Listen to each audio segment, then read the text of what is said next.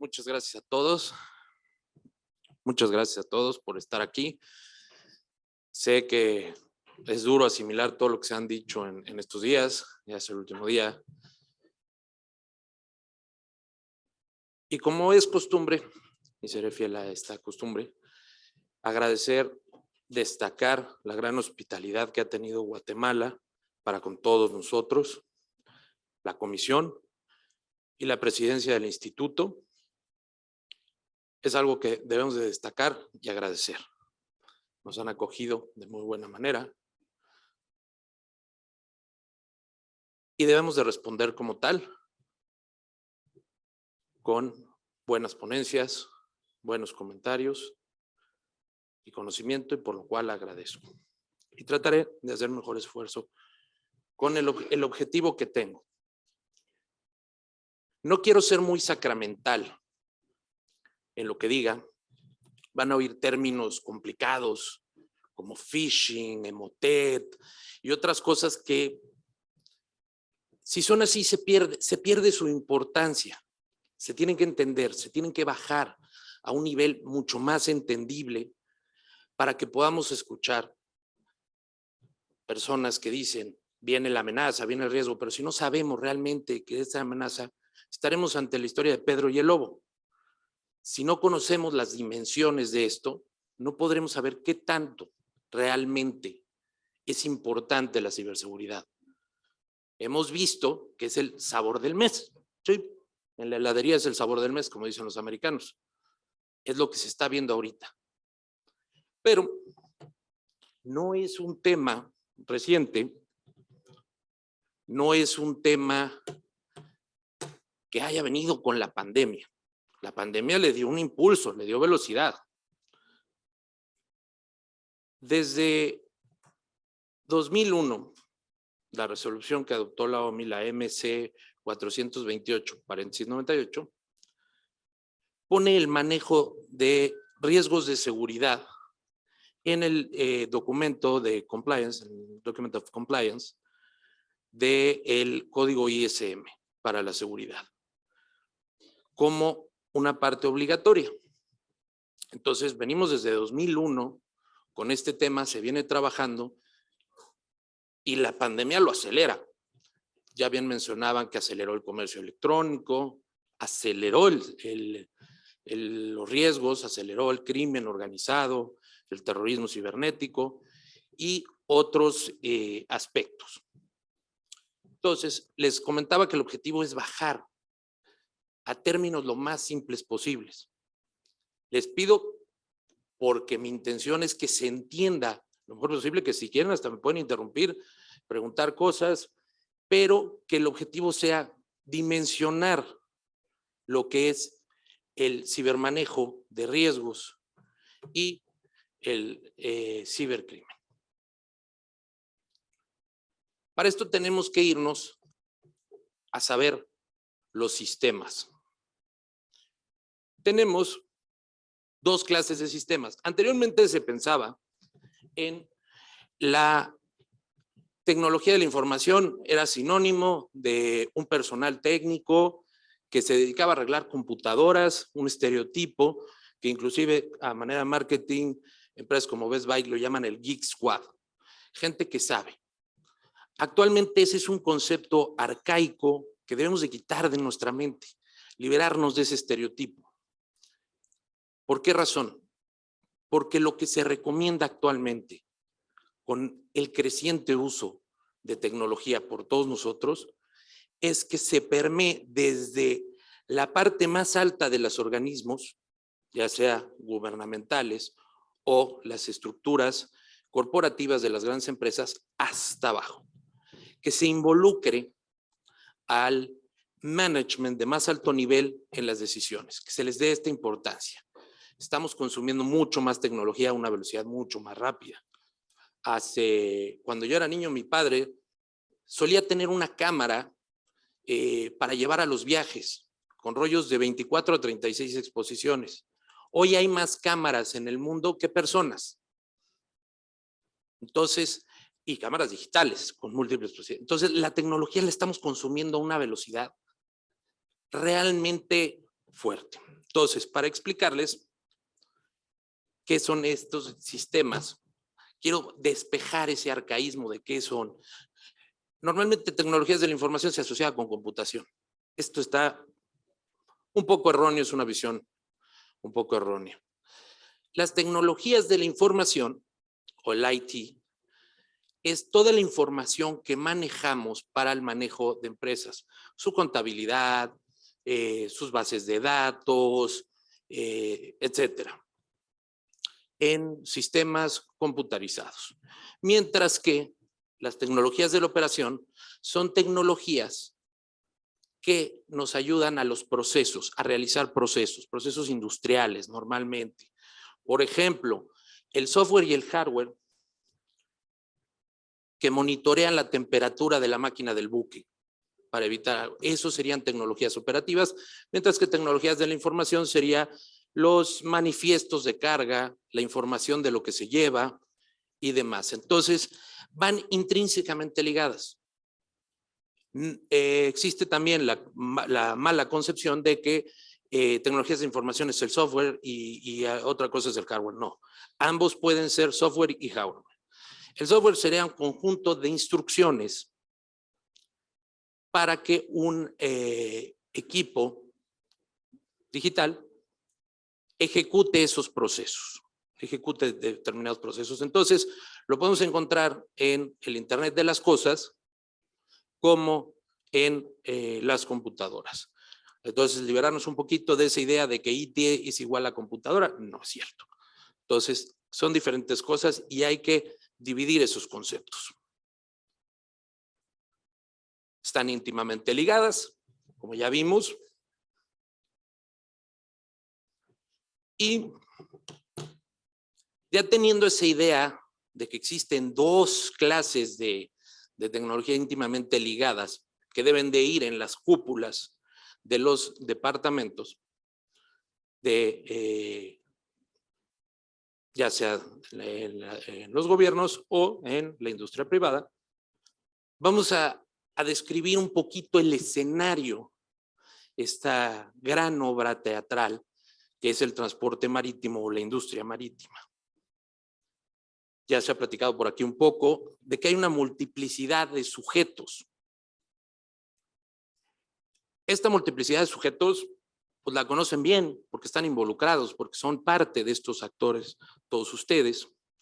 Tenemos desde el armador, shipowner, tenemos a lo mejor un operador, un manager,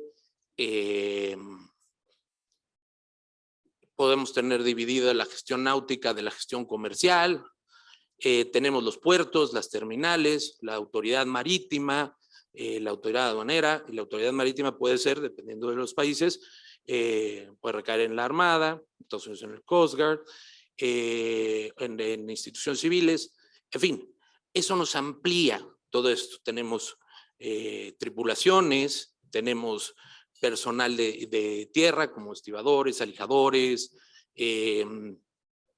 agente naviero, la propia terminal, patios, aduanas, en fin, una baraja tremenda de personas que se involucran con mucha información.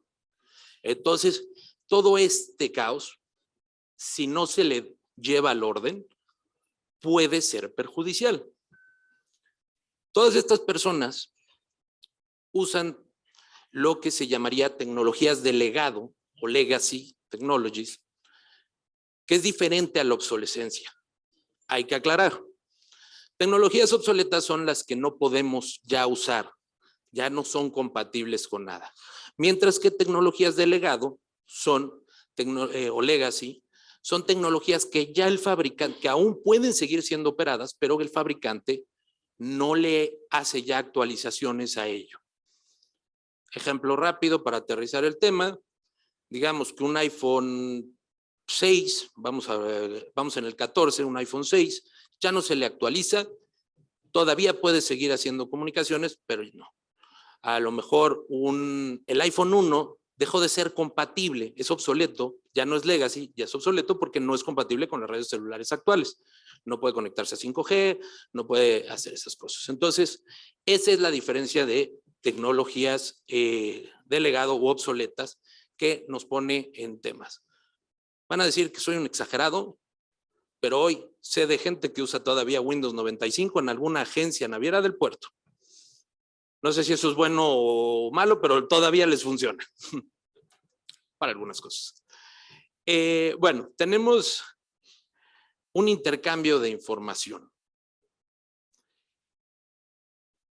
Toda esta información pasa de tantas manos que se puede descomponer, filtrar, manipular, lo que se necesite. Más adelante vamos a ver por qué y cómo puede ser esto usado. Tenemos actualmente, también en la industria, monitoreo remoto.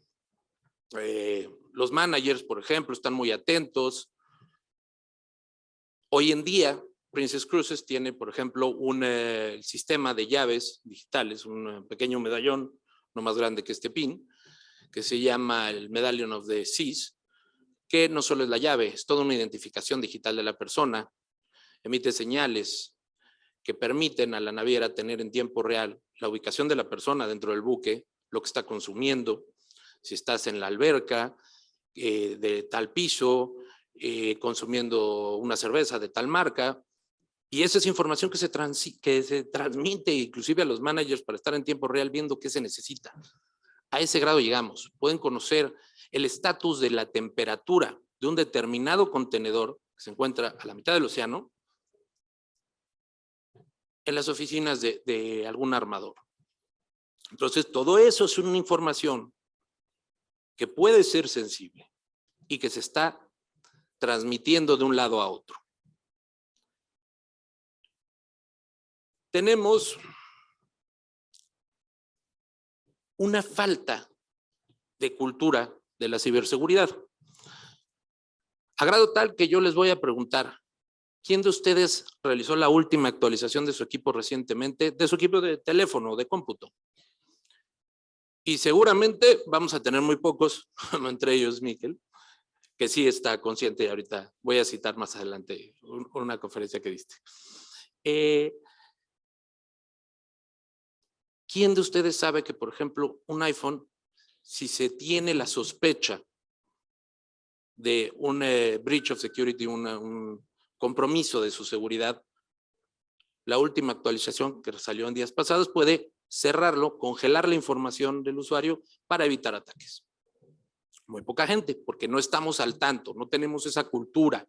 Necesitamos fomentar esa cultura, porque ahorita hablo de teléfonos personales, pero vamos a hablar más adelante de los riesgos de tener a un buque, un puerto o hasta un país en riesgos importantes que pueden traer temas catastróficos. Luego, ¿qué más pasa? Tenemos una integración de múltiples tecnologías. No vayamos más lejos.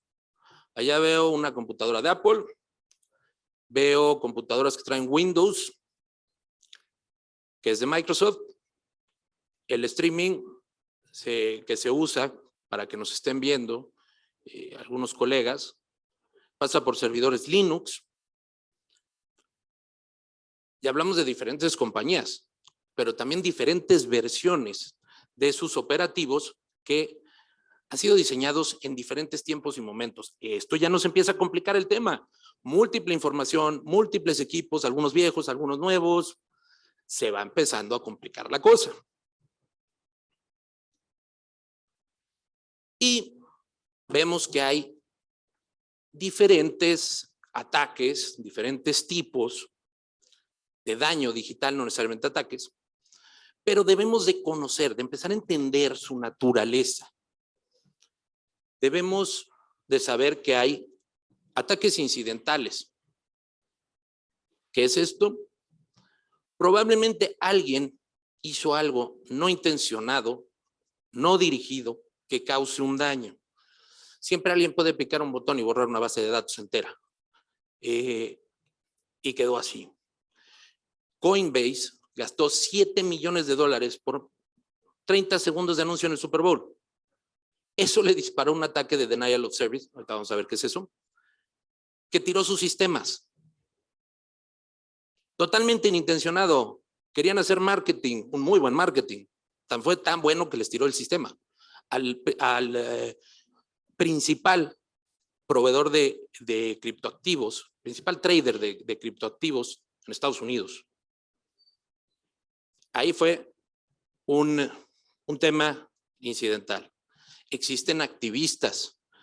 Si ahora vemos que avientan tomate a las pinturas en Europa, también habrá gente que quiera atacar probablemente compañías petroleras, por el medio ambiente.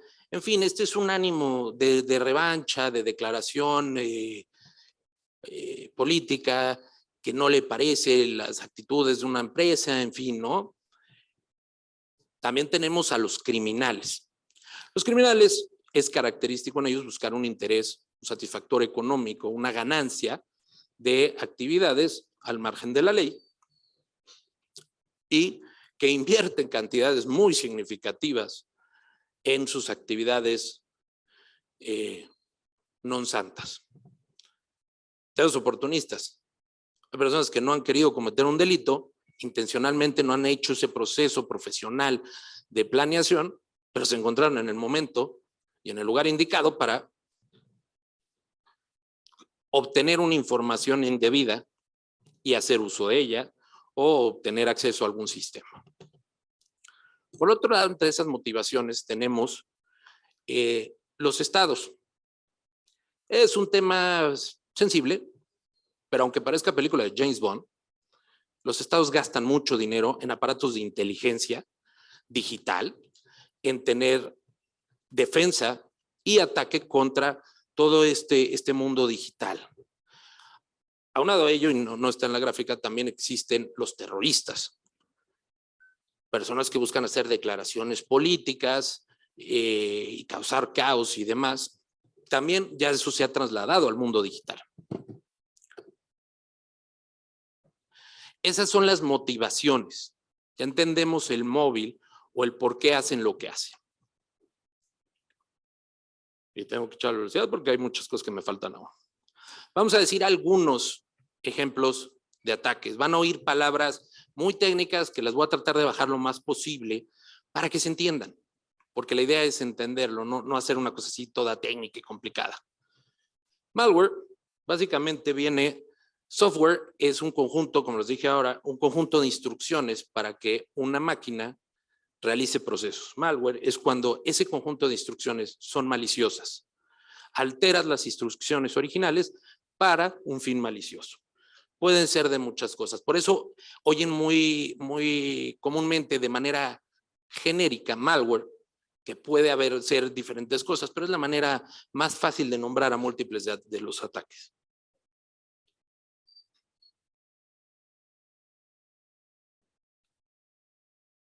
Emotet. Les prometí que iba a haber palabras acá más complicadonas y eso, pero no. Aunque la palabra suena así más complicadona, el Emotet es un troyano que busca generalmente ser un infiltrado. Es una analogía a Helena de Troya. Se infiltra para buscar acceso a activos bancarios, financieros. Se usó la competencia de Coinbase, que hablaba hace un momento, perdió, siendo uno de los dos más grandes traders, acaba de sufrir un hackeo que le costó $500 millones. Y es un profesional de los traders. Lograron recuperar y la última vez que chequé, todavía seguían perdiendo $179 millones, que para mí es una cantidad increíble, increíble haberlo recuperado lo que recuperaron, pero está bastante considerable para ir dimensionando a lo que pueden llegar los ciberataques. Y se usó en fin. Les hablaba hace un minuto del denial of service. Este tipo de ataque es cuando los servidores tienen una capacidad de respuesta. En el caso de Coinbase era alrededor de 120 millones de peticiones por segundo. Una cantidad, no tengo el dato exacto, pero es una cantidad muy grande. Cuando se le habla más veces al servidor, le pasa lo que a los humanos. Cuando nos hablan mucho, al mismo tiempo nos atarantamos, perdemos la capacidad de respuesta y no entendemos. Lo mismo, eso pasó. Sobrepasó el número de usuarios que querían la promoción de $15 gratis al inscribirte en el Super Bowl. Entonces, fueron más de los que pudo tomar el servidor de Coinbase y se cayó.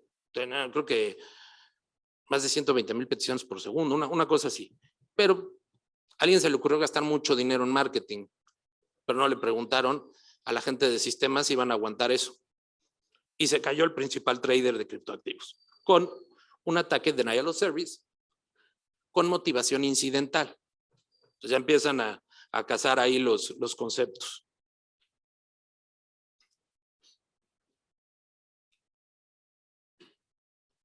Man in the middle.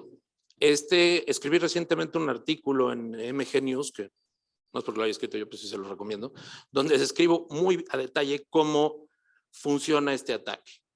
Este ataque es de tipo durmiente. Infiltran el sistema y empiezan a monitorear las transacciones. Y empiezan a ver, por ejemplo, un tanquero de 50,000 toneladas, la última vez que chequé, era su costo alrededor de $27,000 diarios. Cuando viene la hora de pagar un flete, están monitoreando las transacciones, suplantan a la persona de pagos y fingen ser ella, cambian el routeo del pago electrónico, la persona gira otra instrucción de pago y desaparecen con el dinero y con cantidades muy fuertes. Hemos tenido la oportunidad en el despacho de llevar casos de estos y es muy difícil recuperar los activos y es hoy en día una realidad tremendamente común. Por eso Jorge Durán dijo que no era caso de si nos van a hackear, sino de cuándo. Y lo dijo de manera muy acertada. Y por ahí les adelanto, pero no es menester mío decirlo, que hay unos convenios de cooperación ahí y unas cosas muy interesantes que van a venir en materia de seguridad con el instituto, pero Jorge y Omar serán los encargados de anunciar los detalles. No es mi papel, pero sí vienen cosas muy interesantes cocinándolo por parte del instituto y de así.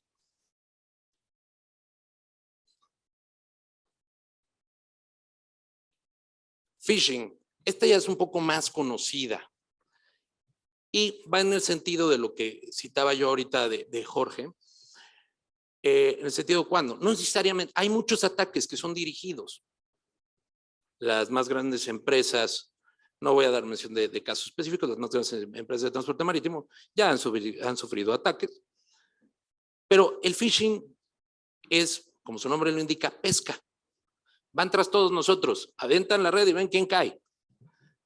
Muy probablemente hayan recibido un correo de que ganaron la lotería nigeriana, de que la reina Isabel tenía algún fondo escondido por ahí y algún banquero nigeriano te lo va a regalar, o de que tienes un problema en tu banco, que por favor pases a esta plataforma a poner tu contraseña, que nos hagas una transferencia y nosotros desaparecemos con tu dinero. Entonces, es eso, pesca. Van pescando a ver quién. Por eso es cuestión de tiempo antes de que alguien caiga. Y créanme, caen muchísima gente y es un negocio multimillonario a nivel mundial. Un negocio ilegal. Bueno, aquí tenemos ya uno un poquito más complicadón. SQL Injection, también un término muy técnico y demás. SQL es Structured Query Language, que es el lenguaje estructurado, es con el que funcionan las bases de datos. Sí, se oye también muy técnico, pero vamos a simplificarlo. ¿Qué pasaría si en la base de datos de un patio de contenedores yo desaparezco una mercancía? La desaparezco de la base de datos, la sustraigo ilegalmente, nadie sabe, nadie supo. Inserto mercancía que no existe y parece que pasó algo. O inserto que una persona en una base de datos de accesos, que una persona puede acceder. Automáticamente ya estoy dándole acceso a lo que haya detrás o lo que se guarde. Entonces, inyectar información en una base de datos también es una cosa fuerte, un ataque muy poderoso, podría infiltrar en las aduanas personas o mercancías, podría autorizar accesos, en fin. Y digo, ahorita México acaba de sufrir hace relativamente poco un ataque donde se le descargó a la Secretaría de la Defensa Nacional 6 terabytes de información. O sea, a la defensa de un país la atacaron. Que una industria marítima, una empresa, eso suena a las campanas de que tenemos que invertir dinero en esto y no dejarlo nada más a la autoridad. Se necesita regulación, se necesita inversión privada y estar todos, ya no es un modelo de, como en la antigüedad, de se hace una ley, la policía nos vigila, nos cumple. No, tenemos que involucrar los sectores privados, al comercio y a los gobiernos en la protección digital. Para que se den una idea de 6 terabytes, ¿qué más o menos son? Si tuviéramos una transmisión constante de un enlace de 100 gigas, de 100 megas, que es 100 megabits, que es bastante bueno y no tan común en todos los lugares de Latinoamérica, tardaríamos 6 días ininterrumpido. Claro que obviamente pues, no pudo haber sido un lapso de 6 días con eso, porque pues se hubieran dado más cuenta, ¿no? Tiene que ser un poco más gradual. O sea, estuvieron infiltrados durante mucho tiempo para lograr ese cometido.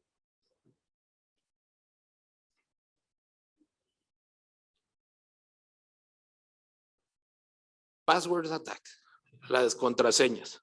Aunque no lo crean, la gran mayoría de nosotros tenemos contraseñas ridículamente malas. Son una práctica tremendamente malas. Por eso ahorita han visto que recientemente la autenticación de doble factor es un poco más usada. No me lo van a creer, pero de las contraseñas más básicas y más comunes, QWERTY, la parte de arriba del teclado, que como dato curioso fue el texto un poquito más complicado, QWERTY OUP, fue el texto del primer email que se mandó. Password o contraseña, 1, 2, 3, 4, 5. Hay estudios en internet que ven que los usuarios usan eso.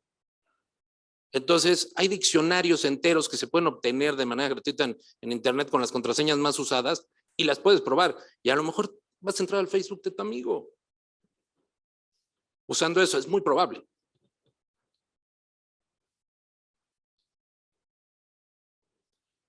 Aquí venimos porque esta ya la había yo mencionado antes y la oí en una conferencia también de Miguel Roca. Esta lo que hace, todos sus teléfonos, por ejemplo, tienen GPS. Si yo emito en este salón una señal más poderosa que la que baja del satélite, sus aparatos van a escuchar esta señal y no la del satélite de GPS.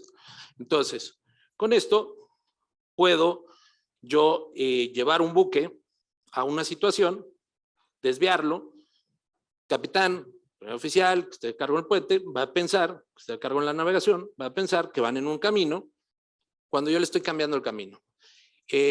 Miguel en aquella conferencia presentó un video, si no mal recuerdo, es de la Universidad de San Antonio, en Estados Unidos, en donde rentan un yate y hacen este experimento, ¿no? De hacer la señal. Lo pueden ver en YouTube.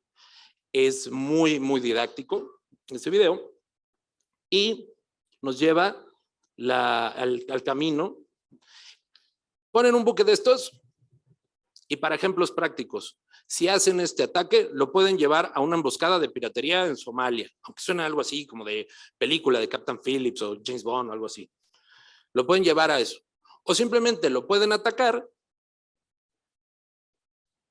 dan el Mayday, dan unas coordenadas que son totalmente falsas y la ayuda jamás va a llegar a otra posición.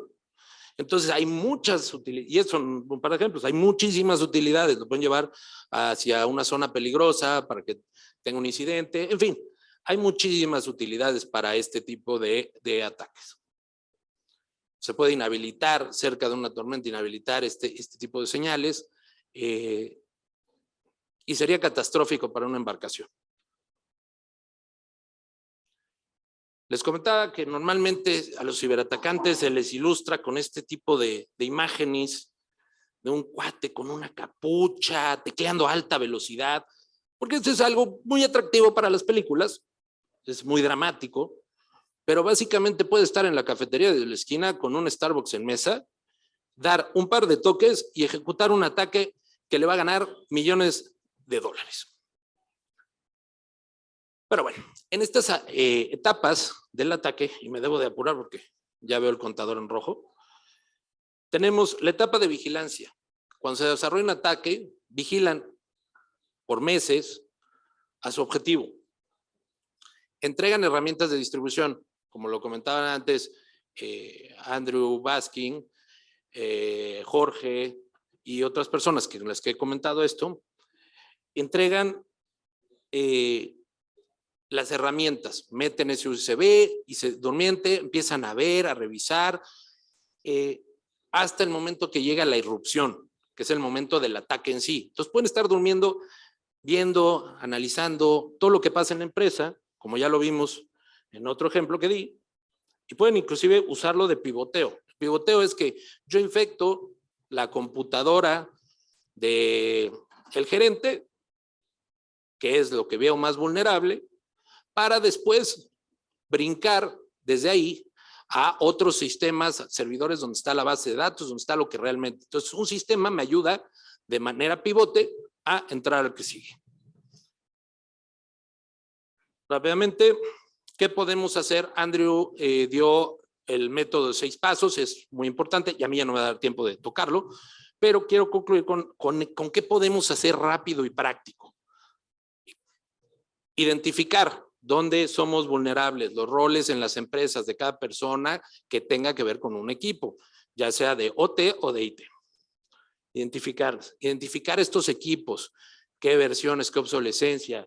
Los astilleros integran equipos de fabricantes y luego tienes, como por ahí también creo que lo dijo Jorge, de chile, de sal y de manteca, como decimos los mexicanos, o sea, de todos los sabores de equipos, y esto se empieza a complicar.